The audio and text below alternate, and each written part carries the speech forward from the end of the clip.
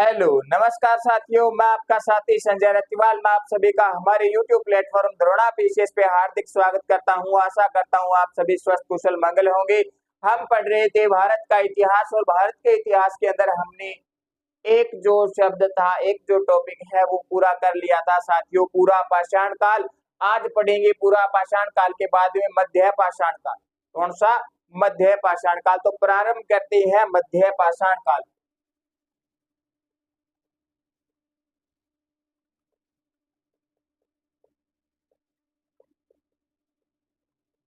इस काल का जो समय मिलता है, ये काल कब से कब तक चला? 10,000 से 8,000 अरब वर्ष तक।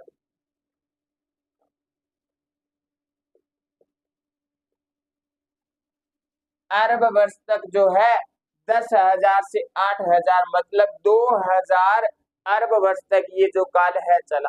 इस मध्य पाषाण काल को मेसोलिथिक एज भी कहते हैं। क्या कहते हैं साथियों? मेसोलिथिक मेसोलिथिक एज भी कहते हैं। मेसोलिथिक एज कहती है इंग्लिश में। ठीक है।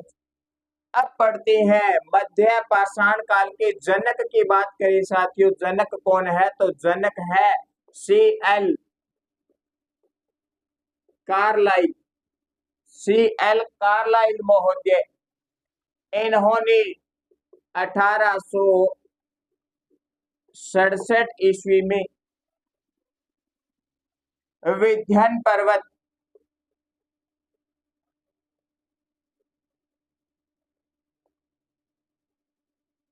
क्षेत्र में मध्य पाषाण काल उपकरणों की खोज की। जो उपकरण मिले हैं वो लघु उपकरण है जी, लघु पाषाण उपकरण। लघु पाषाण उपकरण। इनकी लंबाई की बात करते हैं। लंबे 1 सेंटीमीटर से 8 सेंटीमीटर लंबे उपकरण मिलते हैं। ये आकार है इनका। लघु पाषाण काल है तो छोटे ही होंगे, तभी इनका जो आकार है वो सेंटीमीटर के अंदर है। छोटे आकार की, छोटे आकार की है। इसे जी माइक्रोलिथिक माइक्रोलिथिक काल भी कहते हैं। माइक्रोलिथिक काल भी कहते हैं। अब ध्यान रखना, मध्य पाषाण काल का एक नाम और है माइक्रोलिथिक काल। कौन सा काल साथियों? माइक्रोलिथिक काल। मध्य पाषाण काल को ही कहते हैं। इस मध्य पाषाण काल से पहले हमने एक और काल पढ़ा था साथियों। उस काल की बात करते हैं। थोड़ा पीछे चलते, कड़ी से कड़ी जोड़ के पढ़ना है। थोड़ा पीछे चल, उपकरण की बात करेंगे। कौन सा काल पढ़ा था जी? पूरा पाषाण काल पढ़ा था। इस पूरा पाषाण काल के अंदर जो उपकरण बने थे, उन पत्थरों की बात करते हैं कि इन पत्थरों से उपकरण बने थे। ये उपकरण बनते हैं, वो पत्थर है क्वार्ट्जाइट, चैट, फिलेंट, जेस्पर। ये पत्थर है जिनसे क्या बने हैं? उपकरण बने थे पूरा पाषाण काल के अंदर।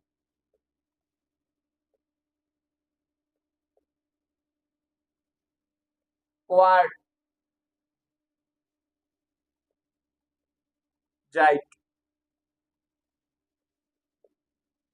चैट, फिलेंट,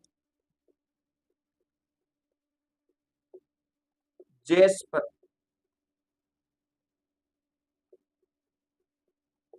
पत्थर से बने थे उपकरण। तो सर मध्य पाषाण काल के अंदर कौन से पत्थरों का उपयोग किया होगा वो भी तो देखें। जब पूरा पाषाण काल का देखा है तो मध्य पाषाण काल का भी तो देखें। तो मध्य पाषाण काल के देखते हैं साथियों।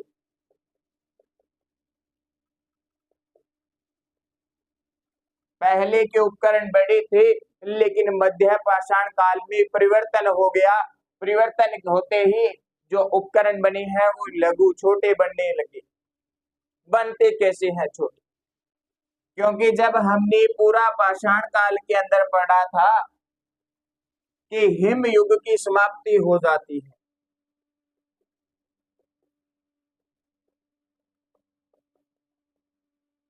हिम युग की समाप्ति हो जाती है। हिम युग की समाप्ति होती है तो जी तापमान में क्या होती है? तापमान में वृद्धि होती है। तापमान में वृद्धि होगी तो जलवायु में भी परिवर्तन आएगा। अब जब प्रकृति बदल रही है तो वनस्पति, सूक्ष्म जीवी, सूक्ष्म जीव, इनमें भी तो परिवर्तन होगा, ये भी तो बदलेंगे। तापमान बढ़ रहा है, तापमान की वृद्धि हो रही है, हिमयुग समाप्त हो गया तो हिमयुग में जो वनस्पति थी वो भी समाप्त होगी। अब तापमान बढ़ गया तो वनस्पति भी उसी आकार से हो, सूक्ष्म जीव है वो भी होंगे। वनस्पति भी छोटी होती है और सूक्ष्म जीव भी है वो भी छोटे ही है, छोटे ही है मध्य पाषाण काल के अंदर। इसीलिए इन जीवों का जो शिकार करते थे वो इन छोटे उपकरणों से ही हो जाता था, छोटे उपकरणों से ही हो जाता था। छोटे उपकरण बनाना है तो हमारे पास जो पत्थर है उसकी क्वालिटी जो है वो अच्छी होनी चाहिए। अब इस मध्य पाषाण काल के अंदर ग्रेट पत्थर है ना, जो अच्छे पत्थर है उनका उपयोग किया गया है। तो वो उपकरण देखते हैं साथियों, कौन से उपकरण है और किस पत्थर से बनके बने, देखते हैं। एक पत्थर आता है कार्लियन, कार्लियन पत्थर आता है मध्य पाषाण काल के अंदर। फिर पत्थर आता है सब्स्टिक, सब्स्टिक पत्थर आता है। फिर आता है कैलासिडोनी। इसके बाद में एक पत्थर और आता है अरगेट, और हड्डी व सींग से बनी थी, हिरण के सींग से उपकरण बनी थी, हड्डी व हिरण के सींग से उपकरण बनी थी। तो लिख लेती। पहला नाम लिया था जी, क्या नाम लिया? कार्लियन पत्थर। कौन सा पत्थर साथियों? कार्लियन पत्थर।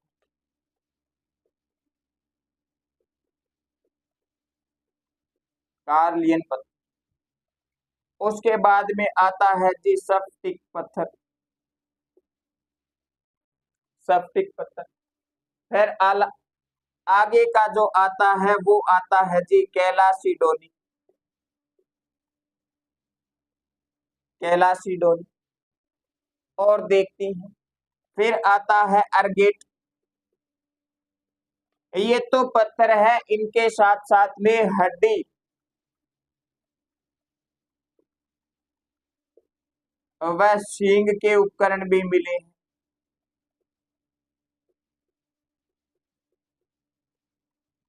हड्डी व सींग के उपकरण भी मिले। इनसे बनके मध्य पाषाण काल में उपकरण बनी। और वो देखती हैं उपकरण के क्या नाम आते हैं। त्रिभुज, नवचंद्राकर, समलम, ये उपकरण है। कौन से उपकरण है जी? इस मध्य पाषाण के उपकरण है, क्या नाम मिलता है? त्रिभुज, नवचंद्राकर, समलम, ये तीन उपकरण मिलते हैं। छोटे आकार के हैं, ऐसे करके त्रिभुज हो गया, नवचंद्राकार हो गया, ऐसे चंद्राकार हो गया। अभी बताते हैं इनके बाद। समलम, ऐसा उपकरण। छोटे जीव है, छोटे ही उपकरण है, इनमें क्या होता है, त्रिभुज जो है उपकरण, इसके तीनों के तीनों जो कॉर्नर है ये नुकीले होते हैं। इसको जैसे ही पकड़ के मारा, जीव पे जो भी हिस्सा जाके लगेगा वो नुकीला ही लगेगा। शरीर पे कहीं तो चोट आएगी, चोट आएगी तो शिकार होगा, जीव घायल हो जाएगा, मर जाएगा। ऐसे ही नवचंद्राकर है, ये जो ऊपर का हिस्सा घुमा हुआ है ये सारा का सारा तीखा है। इसे उठा के फेंका, कोई भी इधर का भाग जाके शरीर पे लगेगा, लगते ही शरीर के अंदर जाएगा, जीव के शरीर के अंदर जाएगा, चोट देगा। चोट देते ही, छोटे जीव है तो छोटे जीव में आपको पता है कि तीख जान होती। फिर ये समलंब है, इसके जो ये चारों कॉर्नर है, ये चारों के चारों कॉर्नर नुकीले, क्या है, नुकीले है। इसे भी ऐसे ही फेंक के दूर से यूज किया जाता था। इसी तीनों कड़ी के अंदर जो है ऐसे ही उपयोग होता है। इसके चार कॉर्नर है, कोई सा तो कॉर्नर लगेगा नुकीला। तो ये उपकरण है जी मध्य पाषाण काल। मध्य पाषाण काल, इस जो टेक्निक है इसको क्या कहते हैं, इस तकनीक को भी एक नाम दिया है, वो भी देखते हैं। इसका नाम मिलता है जी, इस टेक्निक का नाम मिलता है, इस तकनीक का नाम मिलता है प्रेक्षा पास तकनीक। इस मध्य पाषाण काल के ही अंदर तीर व कमान का विकास होता है। इस मध्य पाषाण काल के अंदर ही तीर व कमान का विकास होता है। जैसे ही तीर कमान का नाम आया, मेरे मन के अंदर एक मोटिवेशन कोट ध्यान में आ गया, याद आ गया, मुझे बताता हूं। जिस तरह से तीर को आगे चलाने के लिए उसे पीछे खींचा जाता है, उसी तरह हमें अच्छे दिनों के लिए बुरे दिनों से लड़ना पड़ता है। अच्छे दिन पाने के लिए हमें बुरे दिनों से लड़ना पड़ता है, क्योंकि तीर को आगे चलाना है तो पीछे चलना पड़ता है। पहले पहले उसको पीछे खींचा जाता है, बाद में आगे छोड़ा जाता है। तो जो अपन का जो पीछे खींचने वाला हिस्सा होता है ना, वो बुरे दिन होते हैं। और वो बुरे दिन अगर हमने खींच लिए और बुरे दिन से अपन जैसे ही आगे निकलेंगे तो अच्छे दिन आएंगे, है ना। किस्मत मौका जरूर देती है एक, किस्मत मौका जरूर देती है एक, लेकिन जो हमारी मेहनत है वो ही उस मौके को पाती है। तो मेहनत रखनी है प्रारंभ साथियों। तीर कमान का विकास होता है। अब इससे आगे बढ़ते, अब इससे आगे बढ़ते हैं मध्य पाषाण काल के अंदर और देखते हैं और क्या है। चलते हैं साथियों।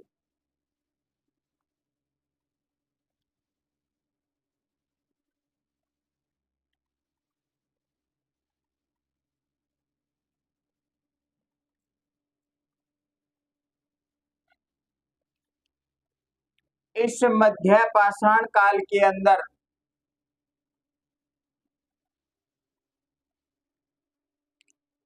दो चीजों का उपयोग व विकास होता है, शुरुआत होती है किसकी। सबसे पहले देखे तो पशुपालन की शुरुआत होती है, प्रारंभ होता है, पशुपालन की शुरुआत होती है। और दूसरा देखे तो इस काल के अंदर आग का प्रयोग जी खुल के किया जाने लगा। आग का प्रयोग, आग का प्रयोग होने लगा। और भारत के अंदर,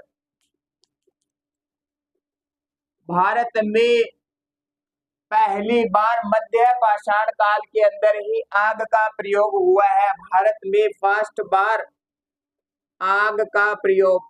अब सर आग तो हमने पहले ही पढ़ी थी, है ना। आग तो सर हमने पहले ही पढ़ी थी, पर वो साथियों भारत में नहीं पढ़ी थी हमने। वो कहाँ पे पढ़ी थी? वो पढ़ी थी नियंडरथल। नियंडरथल में आग का प्रयोग होता है, लेकिन भारत के अंदर पहली बार मध्य पाषाण काल में प्रयोग होता है। अब जी इन दोनों के साक्ष्य पढ़ने हैं मध्य पाषाण काल में, कहां से क्या मिलता है वो देखते हैं। कहां से क्या मिलता है वो देखते हैं। तो करते हैं शुरुआत, फिर खोज करते हैं, है ना। बन जाते हैं साइंटिस्ट, खोज करता। तो चलो जी, खोज करता बन गए। राजस्थान के अंदर बात करते हैं, राजस्थान से ही प्रारंभ करते हैं। राजस्थान के अंदर दो क्षेत्र से साक्ष्य मिले हैं मध्य पाषाण काल। किसके साथियों? मध्य पाषाण काल। देखते हैं क्या मिले।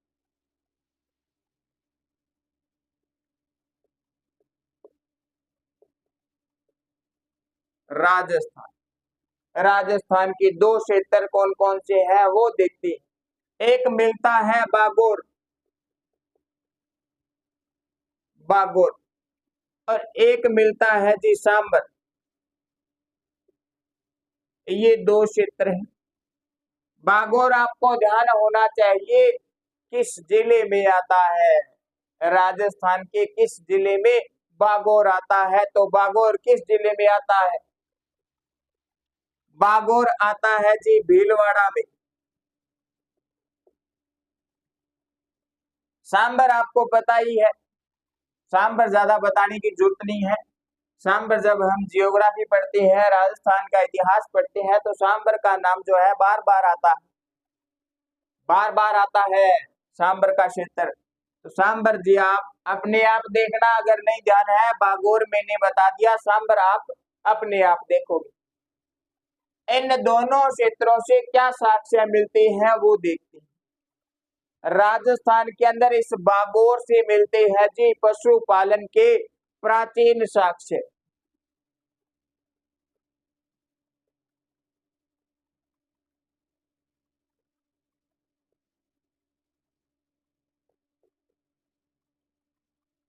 पशुपालन के प्राचीन साक्ष्य मिलते हैं। इस मध्य पाषाण काल की बात करें तो सर मध्य पाषाण काल के अंदर जो मानव है ये पशुपालन भी करता है, लेकिन भोजन जो है इन्हीं पशुपालनों से,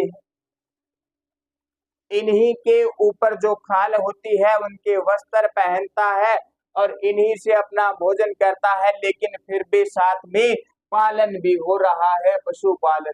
कहाँ पे जी? राजस्थान के बागोर में पशुपालन के प्राचीन साक्ष्य मिले। और पढ़ते हैं सांबर। सांबर बचा जी, सांबर में क्या मिला? सांबर में क्या मिला? सांबर के अंदर अभी हमने वनस्पति की बात की थी कि हिमयुग की समाप्ति हो जाती है पूरा पाषाण काल के अंदर, उसके बाद में तापमान में वृद्धि होती है, तो वनस्पति जो है उसमें परिवर्तन होगा। वनस्पति जो है जलवायु के अनुसार ही होती है, तापमान के अनुसार होती है। तो इस सांबर में प्राचीनतम वनस्पति के साक्ष्य मिले, प्राचीनतम वनस्पति के साक्ष्य मिले।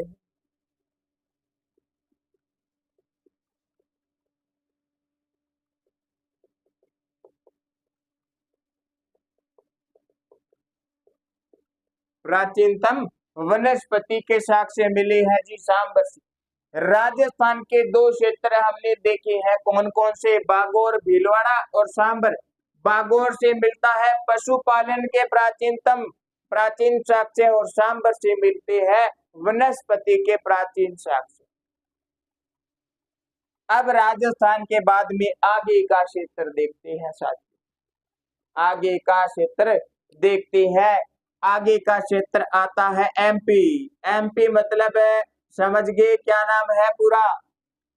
एमपी मतलब मध्य प्रदेश। मध्य प्रदेश के अंदर आदमगढ़ है। आदमगढ़ क्षेत्र है, यहाँ से भी साक्ष्य मिलते हैं मध्य पाषाण काल के। क्या मिलते हैं सर? देखते हैं आदमगढ़ से क्या मिला। आदमगढ़ जो पड़ता है ये किस जिले में पड़ता है? अगर ध्यान में आ रहा है तो कमेंट करें, कमेंट में बताना आदमगढ़ किस जिले में पड़ता है। बाद में लास्ट में बताऊंगा मैं, कल के क्लास में बताएंगे। आज कमेंट देखेंगे आदमगढ़ किस जिले में आता है एमपी के। कल के क्लास में आदमगढ़ के बारे में मैं आपको बताऊंगा कि कौन सा जिला है आदमगढ़। इस आदमगढ़ से साक्ष्य मिलते हैं ये ही पशुपालन की।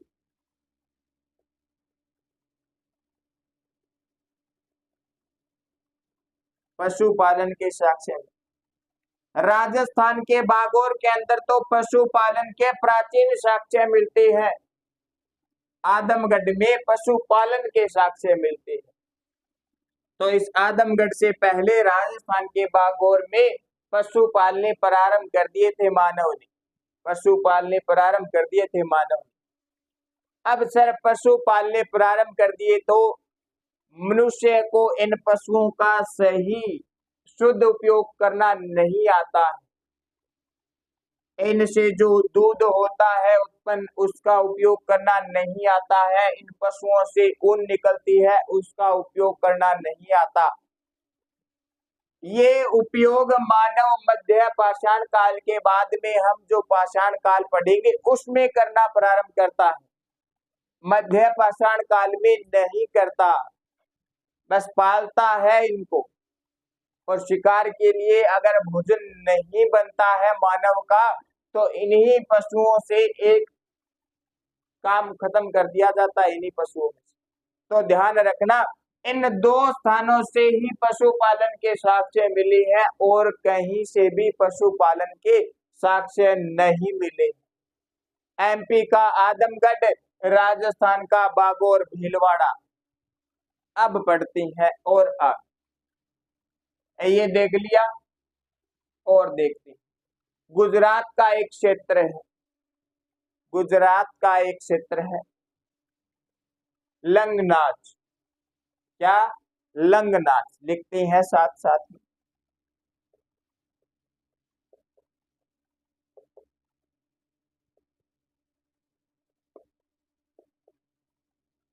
लंगनाच, यहां से साक्ष्य मिलते हैं, यहां से साक्ष्य मिलते हैं वो देखते हैं। 14 नर कंकाल मिलते हैं, 14 नर कंकाल मिलते हैं जी एक साथ।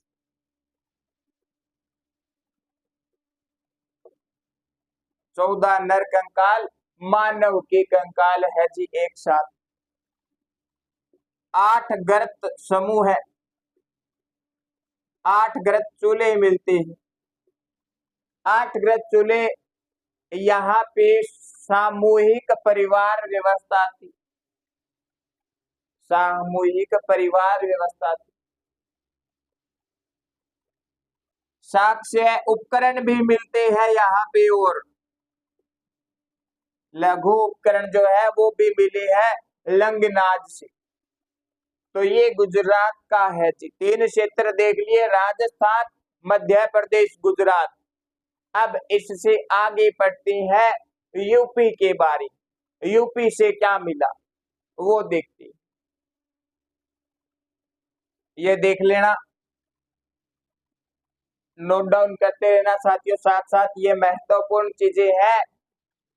ये जो मध्य पाषाण काल पढ़ रहे हैं इनमें से पिछली यूपीएससी परीक्षाओं के अंदर प्रश्न पूछे गए हैं, प्रीलिम्स के अंदर और मेन के अंदर। तो ये टॉपिक जो है हमारा महत्वपूर्ण टॉपिक है।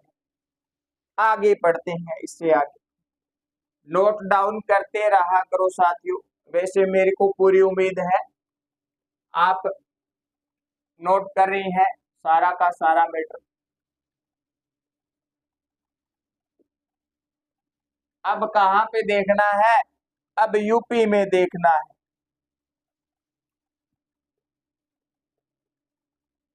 यूपी यानी उत्तर प्रदेश। क्या? उत्तर प्रदेश। अब देखते हैं यूपी के अंदर प्रतापगढ़ क्षेत्र है,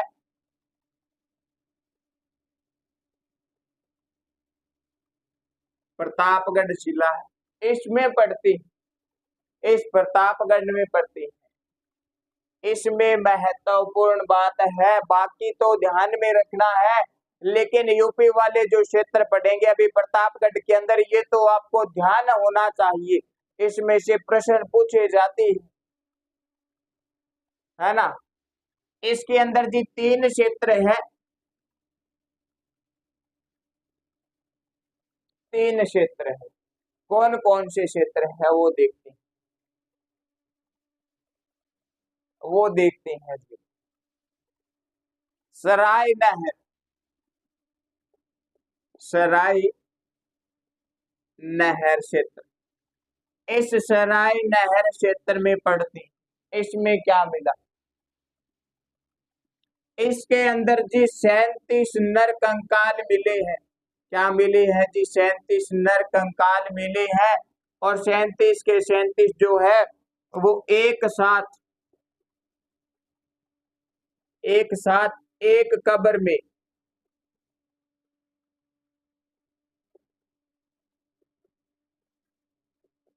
दफनाए गए हैं। 37 नर कंकाल है जो एक साथ एक कब्र में दफनाए हुए हैं। इनकी जो उस समय की कब्र थी ऐसे अंडाकार थी। क्या थी? अंडाकार थी, अंडाकार कब्र होती थी। और इसमें क्या मिला है? इसके अंदर जी और मिले हैं, स्तंभ ग्रत मिले हैं,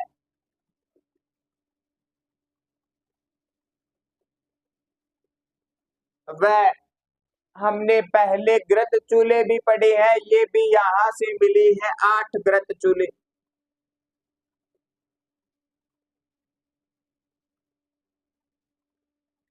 8 ग्रत चूल्हे, 8 ग्रत चूल्हे मतलब सामूहिक रूप से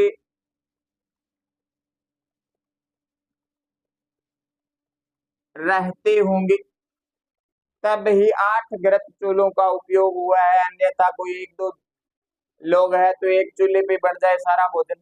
लेकिन 8 ग्रत चूल्हे और स्तंभ ग्रत मिली है।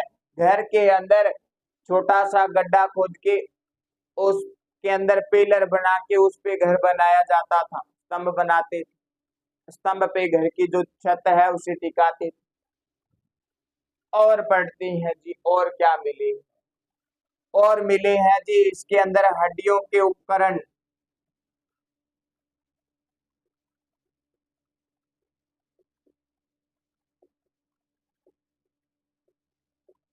हमने पढ़ा था ना मध्य पाषाण काल में उपकरण जो है किन से मिलके बने हैं? हड्डियां पड़ी थी तो हड्डियों से, इन हड्डियों से उपकरण भी है, वह हड्डियों से आभूषण भी मिले हैं।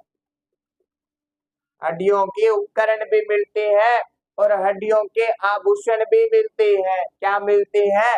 हड्डियों के आभूषण भी मिलते हैं। और बात करें और क्या मिलता है? मृग संगर के छल्ले मिलते हैं, हिरण की, मृग शृंग के छल्ले सींग से बनी है, ये हिरण के सींग से बनी है।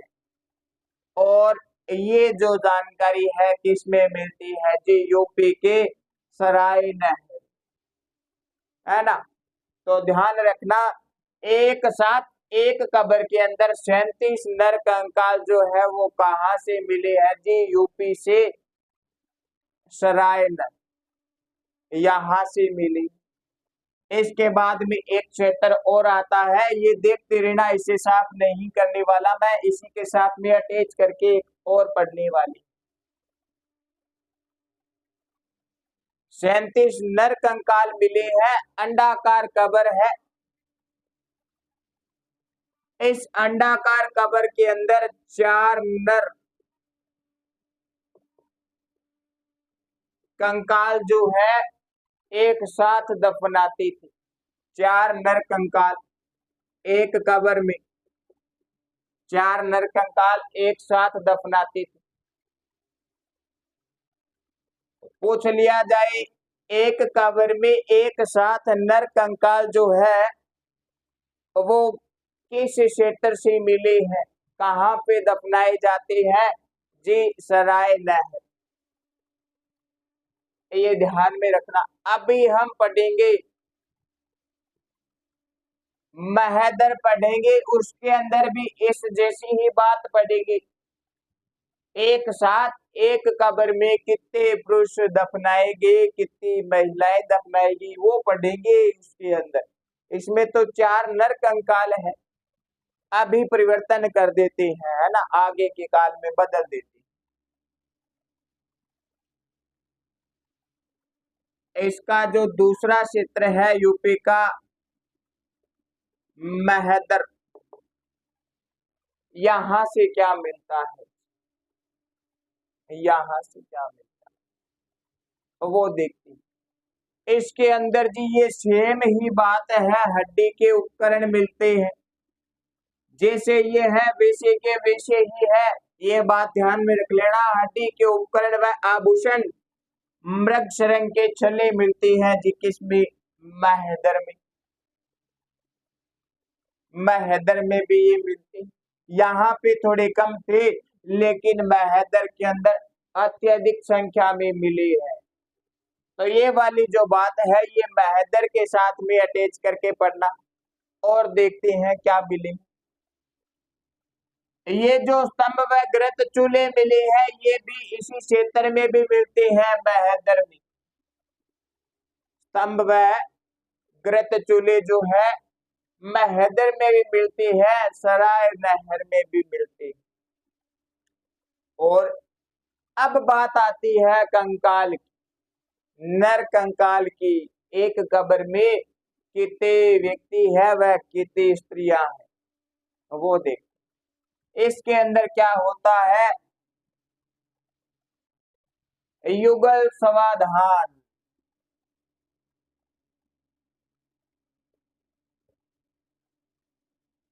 युगल समाधान, एक कब्र में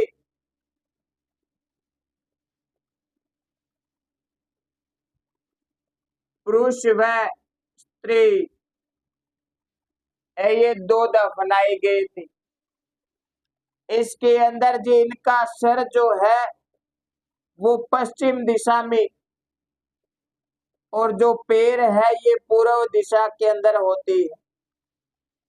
और ये जो कब्रें होती है, अंडाकार कब्रें, ये घर के अंदर ही होती है, अपने निवास स्थान पे ही होती है, और ये ज्यादा गहराई में नहीं होती है। इसे ज्यादा गहरा नहीं किया जाता, बस ऊपर से थोड़ा उखाड़ा और इसी के अंदर बंदे को पैक कर दिया, बस। लेकिन कब्र वास्तव में थोड़ी गहरी होनी चाहिए, ताकि हम जिस कंकाल को दफना रहे हैं, जिस बॉडी को दफना रहे हैं, उसकी गंध है या फिर कोई और समस्या है जो बाद में हमें परेशान ना करे। लेकिन इन्होंने तो जी ऊपर ही कर दिया काम। और पढ़ती, ये जो स्थल है ना ये मध्य पाषाण काल का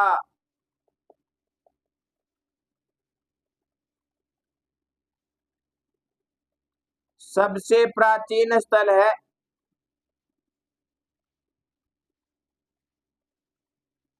कौन सा जी? महदर। सबसे प्राचीन स्थल है ये। अब देखो दोनों को कंबाइन में देखते हैं। सराय नहर में 37 नर कंकाल एक कब्र के अंदर दफनाए जाते हैं। एक कब्र में 4 नर कंकाल दफनाए जाते हैं। इसके अंदर क्या है, युगल समाधान। एक कब्र में एक पुरुष व एक महिला ही है, जिनके सर की जो दिशा है वो पश्चिम है और पैर की जो दिशा है वो पूर्व है। स्तंभ ग्रत और 8 ग्रत चूल्हे मिलते हैं, ये भी इसमें भी मिलती है। सराय नहर में हड्डियों के उपकरण आभूषण जो है ये कम मिलते हैं, कम संख्या में। लेकिन जो महदर में है यहाँ पे इनका पूरा उपयोग किया गया, यहाँ पे बड़ी संख्या में मिलते हैं। तो ये जो हड्डियों के उपकरण व आभूषण व मृग शृंग के छल्ले है, ये आप महदर में रखना। सराय नहर में भी पढ़ लेना थोड़ा, लेकिन ज्यादा महत्व किसके अंदर है? महदर के अंदर। कब्र की बात कर ले, मध्य पाषाण काल का सबसे प्राचीन स्थल है महद। अब इससे आगे पढ़ते हैं, दमदमा क्षेत्र एक और है। 3 क्षेत्र की बात की थी, 2 पढ़ लिए, एक क्षेत्र और है, कौन सा? दमदमा।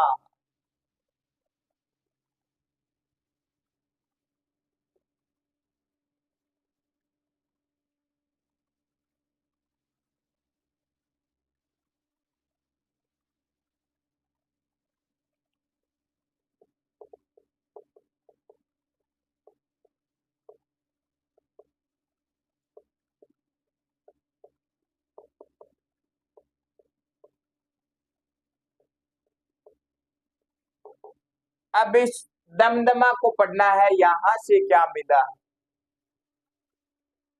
दमदमा से क्या मिला है ये पढ़ना है। इसके अंदर जी 37 नर कंकाल थे, इसमें 41 नर कंकाल मिलते हैं। कितने नर कंकाल जी? 41 नर कंकाल मिलते हैं। कितने? 41 नर कंकाल। इन 41 नर कंकालों को अलग अलग कब्र में दफनाया गया है, वो पढ़ते हैं। अलग अलग में दफनाया गया है। इसके अंदर एक कब्र में 3 मानव को एक साथ दफनाया।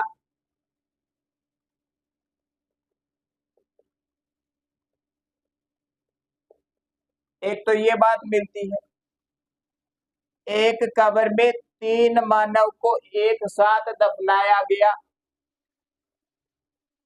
और क्या मिलता है? और पढ़ती, इसी के अंदर एक कब्र में 5 मानव कंकाल, 5 मानव को दफनाया गया भी मिलता है।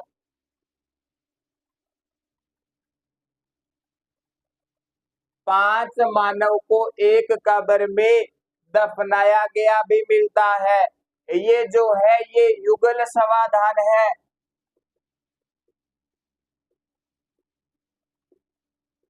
क्या है? युगल समाधान कब्र में। कितने हो गए? एक कब्र और मिलती है। इसके अंदर सर क्या होता है? इसके अंदर क्या होता है? 35 कब्र में, 35 कब्र में एक समाधान।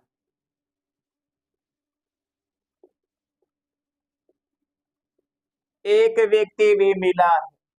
35 कब्र है जिनमें एक व्यक्ति भी मिला है।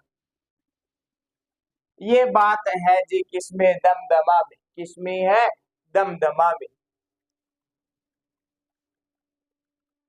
अब बात करती है आगे के क्षेत्रों, आगे के क्षेत्रों की बात करती है, और वो देखते हैं कौन से क्षेत्र। तो यूपी के देख लेना, 3 क्षेत्र है, तीनों बता दिए। अब यूपी पढ़ा है तो पास में ही विंध्यन पर्वत आता है, वो भी देखते हैं, यहां से भी कुछ ना कुछ मिला है।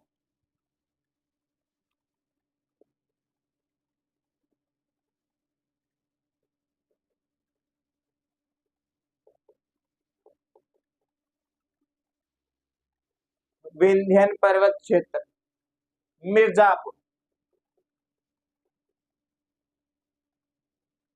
मिर्जापुर बात करते हैं, मिर्जापुर क्षेत्र की बात करते हैं। किसकी? मिर्जापुर क्षेत्र। यहाँ के 3 क्षेत्र है जिनमें एक क्षेत्र आपको ध्यान में रखना है, बाकी 2 के नाम ध्यान में रखना है। कौन सा? लेखैया। कौन सा क्षेत्र है जी? लेखैया। यहाँ से क्या मिलते हैं जी? 17 नर कंकाल मिलते हैं। 17 नर कंकाल मिलते हैं। इन 17 नर कंकालों को जब दफनाते हैं तो इनकी जो सर की दिशा है वो पश्चिम में होती है और पैर की जो दिशा है वो पूर्व में होती है। ये ध्यान में रखना है। और क्षेत्र आता है, 3 क्षेत्र आती हैं। लिखिया ध्यान में रखना है, 17 नर कंकाल मिलती है। इन सभी स्थानों पे ग्रत चूल्हे तो मिले ही हैं और स्तंभ ग्रत भी मिले हैं, लेकिन नर कंकाल है ये ध्यान में रखना है। इनकी जो संख्या है कहीं 37 है, कहीं 14 है, कहीं 41 है, कहीं फिर 17 है, तो ये ध्यान में रखना है। सर पश्चिम में पैर पूर्व में, सर पश्चिम में पैर पूर्व में, ये जो दिशा है इस दिशा में नर कंकाल को दफनाया गया है, नर कंकाल मिले हैं। ऐसी ही हमने अभी एक पहले और देखी है, महैदर में, महैदर में देखा। और बात करती, क्षेत्र आता है मोरहाना पहाड़ी, यहां से भी कुछ साक्ष्य मिले, यहां से भी कुछ साक्ष्य मिले। तीसरा क्षेत्र आता है, तीसरा क्षेत्र आता है बदलीखोर,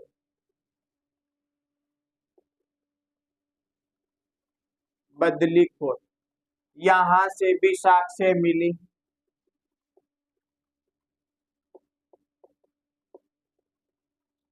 लेकिन लेखैया को ध्यान में रखना है साथियों, लेखैया को ध्यान में रखना है।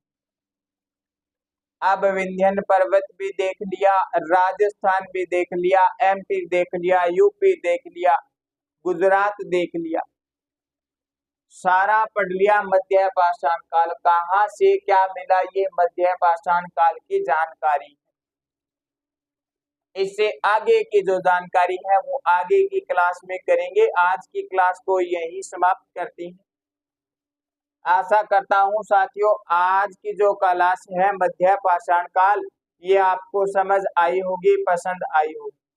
अगर समझ आई है तो वीडियो को लाइक करें, कमेंट करें और ज्यादा से ज्यादा अपनी साथी मित्रन सहयोगी गणों को शेयर करें। और अगर आप में से किसी साथी ने हमारे YouTube प्लेटफॉर्म द्रोणा पीसीएस को सब्सक्राइब नहीं किया है तो सब्सक्राइब करें और बेल आइकन के बटन को जरूर प्रेस करें ताकि आपको क्लास के नोटिफिकेशन मिलते रहे। तो धन्यवाद साथियों, मैं आपका साथी संजय रतिवाल।